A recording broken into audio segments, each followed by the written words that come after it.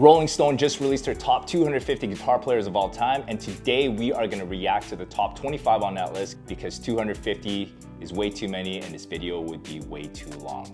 Keep in mind that this is Rolling Stone's opinion, and then these are my opinions, and I'm sure you have your own opinions. And if you have a guitar player that's not on the list or their ranking is way higher than you think, then comment down below, or even better, make a video about it and tag me and we can have a conversation about it.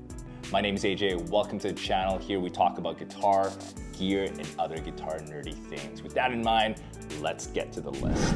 Number 25, John Frusciante. I think this is a great pick. Actually, I think John should be in the top 20. I grew up in the late 90s playing guitar, and the Red Hot Chili Peppers were obviously very influential and huge when I was growing up. I love his playing, I love his soloing. One thing about John is when he plays solos live, they're different from the album. Sometimes that's a cool thing, sometimes it's not, because sometimes I'll just like to hear what's on the record, but this is a great pick. Number 24, James Burton. I'm not really familiar with him. I guess he's a chicken picking guy.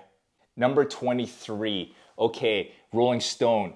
James Hetfield and Kirk Hammett should have their own numbers separately. I don't know why they were grouped together. And in my opinion, these guys are in my top 5.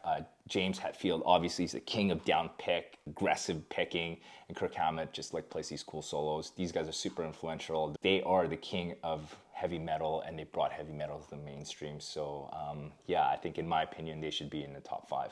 Number 22, Albert King, blues guy. We have the same name. Number 21, Randy Rhoads. Again, he's awesome. All the classic metal guys looked up to Randy. Obviously, he played with Ozzy Osbourne, and yeah, number 20 is a good number for him. Number 20, Stevie Ray Vaughan. Number 19, Freddie King. I'm not really familiar with Freddie King. Number 18, Tom Morello. I think for me, he's actually in my top 5.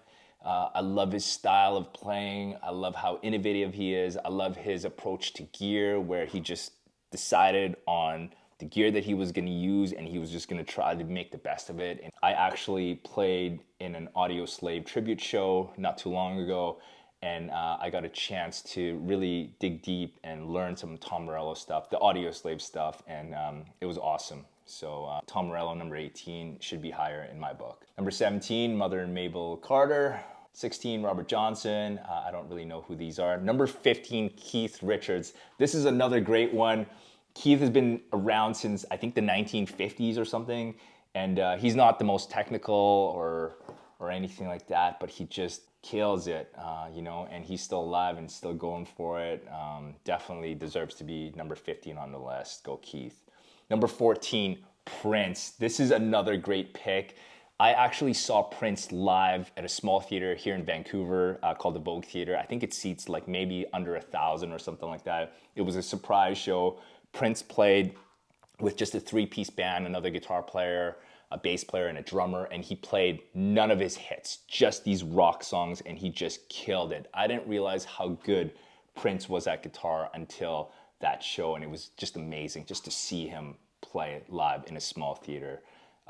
Yes, definitely. Actually, shout out to my band, The Dark Horses. We have a cover of Purple Rain. It's on YouTube. I will link it down below. Number 13, Tony Iommi, another metal godfather. He influenced Metallica and all those guys. Yeah, he's a legend for sure. Great number.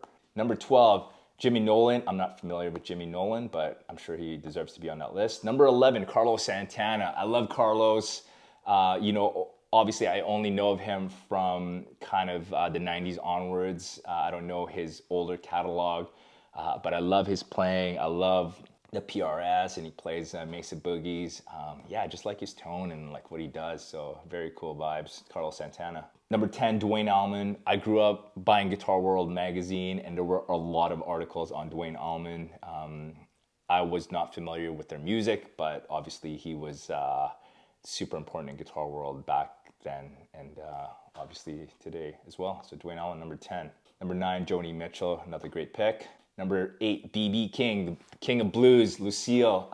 This is a great pick. He's obviously revolutionary and very influential in the blues world. So yeah, go B.B. Number 7, Nile Rodgers. Again, I'm not really familiar with him.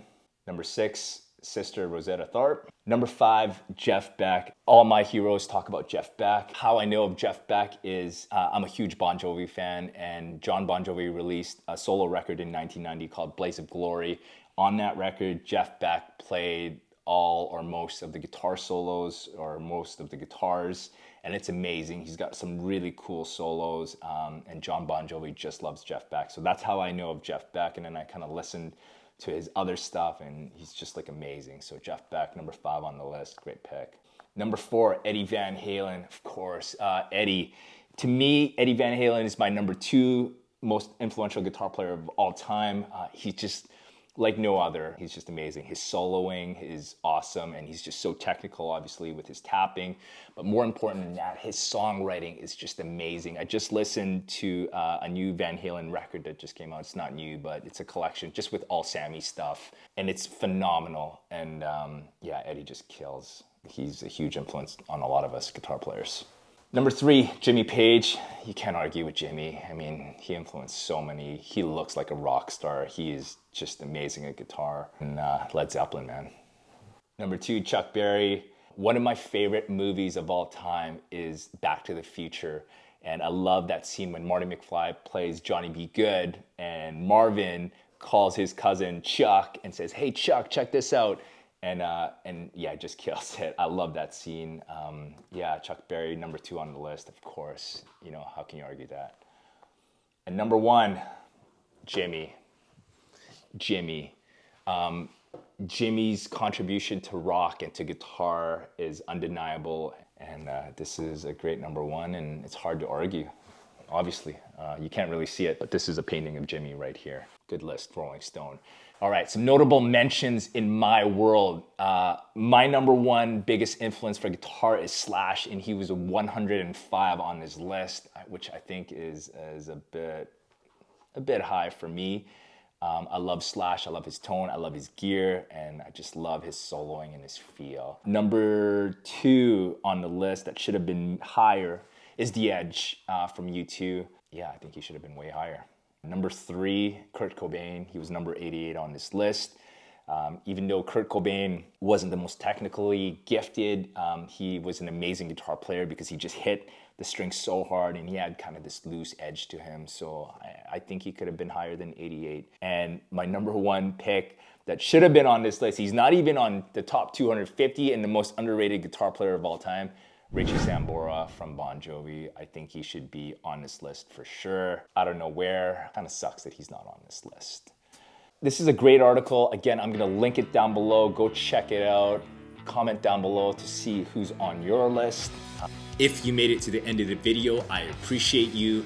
If you like this video, you might like these ones. Please consider liking and subscribing. Hit that bell for notifications. I will see you guys in the next video. Pick up that guitar and let's go.